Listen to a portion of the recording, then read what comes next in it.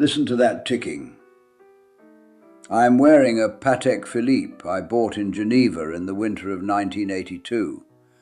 The marketing slogan for this particular watch is famous. It says, "You never actually own a Patek Philippe, you merely look after it for the next generation."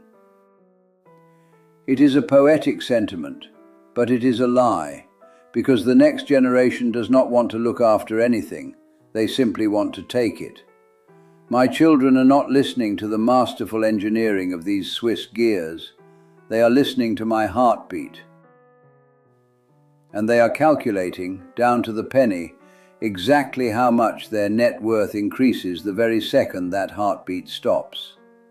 I am 90 years old, and I am currently the target of a hostile takeover. The corporate raiders orchestrating this coup, the boy and girl I taught how to walk.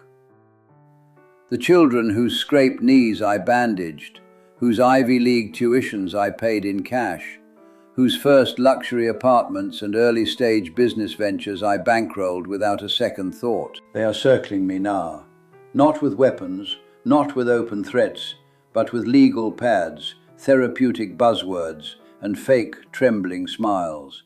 Welcome to the ugliest, most deeply guarded secret about building a financial empire. Eventually, your own blood will try to depose you. This betrayal did not happen overnight. Treason of this magnitude is a slow poison. It requires meticulous planning and a distinct, chilling lack of conscience. But the climax of their little operation, the moment they finally decided to spring the trap, occurred precisely 2 weeks ago. They invited me to dinner. They called it a concerned family gathering. The venue was a Michelin-starred establishment in Midtown Manhattan, the kind of place where the lighting is intentionally dim, the wine list requires a magnifying glass, and the conversation is engineered to be hushed and polite. It was a Tuesday evening. I remember the rain hitting the window next to our table. We were finishing our entrees, a perfectly seared Chilean sea bass that tasted like absolute ash in my mouth, because you do not survive 60 years in the financial sector without knowing when a pitch is coming. My daughter, dressed in a cashmere sweater I paid for, reached into her designer handbag.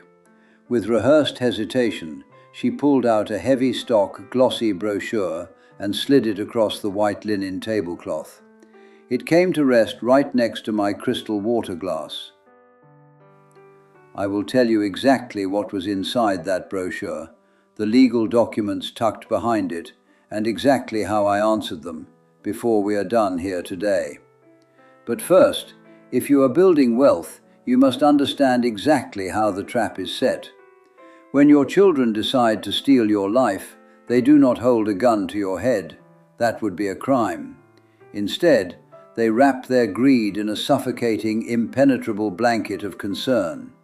It starts with subtle, probing comments, a slight shift in the atmospheric pressure of your relationship. A year ago, it was the small things. "Dad, you forgot your umbrella yesterday in the foyer. Maybe you shouldn't be navigating the city streets alone anymore." Then, as I remained stubbornly healthy, it escalated.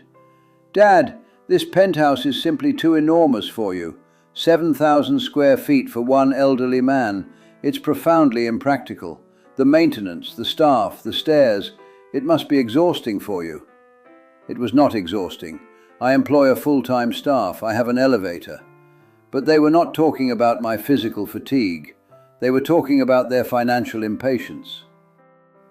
I would sit in my leather wingback chair and listen to them orchestrate my demise under the guise of deep empathy. It is a profoundly sickening, hollow realization when the veil finally drops. You look across the room at the people you created, the lives you breathed into existence and shielded from the harshness of the world, and you do not see family. You see the cold, dead, calculating eyes of accountants reviewing a balance sheet. They were not worried about me falling down the stairs and breaking a hip. They were terrified about the estate taxes if the real estate market crashed before I had the courtesy to die. Every time they visited over the last year, their eyes did not look at my face.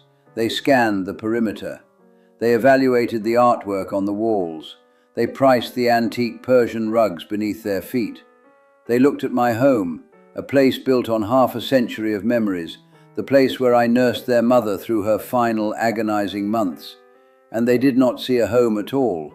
They saw a locked bank vault, and they were desperately, frantically trying to guess the combination before I had the audacity to spend another dime of their inheritance. It is a specific, agonizing kind of heartbreak. It is a Shakespearean tragedy played out in modern, ultra-high net worth zip codes. The vast wealth I built to protect them from the indignities of life became the very poison that rotted their affection. I was no longer a father. I became a frustrating obstacle, an expiring ATM that was taking just a little too long to dispense the final, massive payout. Let me tell you about the glossy brochure they slid across that restaurant table.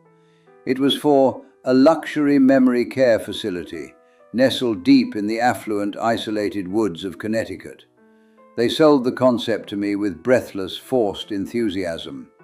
My daughter leaned in, placing her hand over mine. "Oh, Dad, it's not a nursing home, it's like a 5-star resort. They have executive chefs, a private manicured golf course, weekly classical music concerts in the atrium. You'll be with people your own age. You'll be safe." It is a cage, a gilded, platinum-lined, medically supervised cage. It is designed to comfortably warehouse the elderly so the youth can quietly liquidate their assets without interference. Then my son spoke. My son, a man who has not successfully run a single business for a full fiscal year without requiring an infusion of my capital to cover his margins.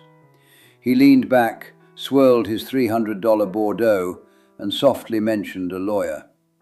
He called him a specialist in elder law and family preservation. He used the word conservatorship. He framed it as a shield. He suggested, with a patronizing tilt of his head, that my mind was perhaps beginning to slip, that managing a multi-million-dollar real estate portfolio, offshore accounts and commercial properties was simply too much of a burden for a man of my advanced years. Tucked behind the brochure were power of attorney documents. They just needed my signature. Just a formality, they promised. Just to take the weight off my shoulders. They sat there in the dim light, looking at me as if I were a frail, confused, dithering old fool who just needed to be tucked away in the woods so they could finally call their wealth managers. They forgot who they were sitting across from.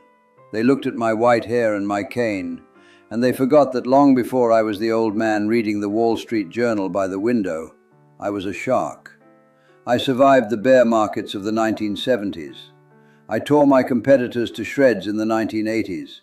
I built this empire brick by brick, by reading the room, by anticipating the knife in the back months before it was drawn, and by outmaneuvering men far smarter, far hungrier, and far more ruthless than my soft, spoiled, silk-sheet children. You cannot out-hustle the man who wrote the rule book. You cannot bluff the man who owns the entire casino. So what did I do when those power of attorney documents sat beside my water glass? I did not yell. I did not cause a scene. I did not weep. Anger and hysterics are the luxury of the young and the powerless. At 90 years old, you deal only in cold, precise execution. I calmly wiped my mouth with my linen napkin. I reached down to the floor, opened my own leather briefcase, and pulled out a single, thick manila folder. I slid it back across the table, right on top of their glossy Connecticut brochure. I watched my son open it. I watched his eyes scan the first paragraph of the legal brief. I watched the color completely drain from his face, leaving him looking like a terrified ghost suffocating in a bespoke suit. I explained to them, in a voice barely above a whisper, that I completely agreed with their assessment. Managing the estate was indeed a burden. So, 2 months prior, recognizing their deep, unselfish concern for my well-being, I had preemptively restructured everything. I informed them that the Manhattan penthouse we were sitting a few blocks away from, the commercial properties in Brooklyn, the entire stock portfolio, the offshore trusts, every single liquid and illiquid asset I had accumulated over 70 years, had been legally and permanently transferred into an Irrevocable Charitable Remainder Trust. Irrevocable. It is, without question, the most beautiful word in the English legal dictionary. I explained the terms. Upon my death, 95% of my wealth will be immediately distributed, but not to them. It goes to 3 pediatric oncology hospitals, a research foundation for degenerative diseases, and a scholarship fund for first-generation college students from the Bronx. I chose pediatric hospitals because those children fight with everything they have for a tomorrow they might never get to see. Meanwhile, my own children squander their healthy todays, doing nothing but waiting for my death. As for my heirs, the document stipulated that they will receive a tiny, fixed, non-negotiable monthly stipend. It is exactly enough to keep them from starving, and exactly enough to ensure they can never again afford the maintenance on their Hamptons summer homes, their country club memberships, or their illusion of being masters of the universe. The bank was empty. The vault had been permanently sealed, and the key had been thrown into the bottom of the East River. My daughter began to stammer, tears of genuine panic finally welling in her eyes. My son aggressively demanded to call his lawyer right there at the table. I didn't say another word. I simply signaled the waiter, paid for the dinner in cash, stood up, and left them sitting there with the ashes of their unearned empire. I won the war. I secured my legacy. But I sit here tonight in this vast, silent penthouse, utterly victorious and profoundly sorrowful. I protected my assets from the vultures, but I lost my children decades ago. I didn't lose them to disease or tragedy. I lost them to entitlement. I gave them absolutely everything, and in doing so, I taught them the value of absolutely nothing. I smoothed every road for them, and they forgot how to walk. Leaving a massive, unearned fortune to your children does not secure their future. It breeds a parasitic entitlement, and that entitlement slowly, systematically murders love. Do not let your life's work become the reason your family secretly wishes you were dead. Do not confuse financial enabling with good parenting. And most importantly, never let the people who stand to inherit your castle treat you like the court jester. If you refuse to be treated like an expiring ATM, if you value brutal respect over toxic bloodlines, leave the word "mine" in the comments below. Protect your castle, guard your vault, and never ever close your eyes when the vultures are in the living room.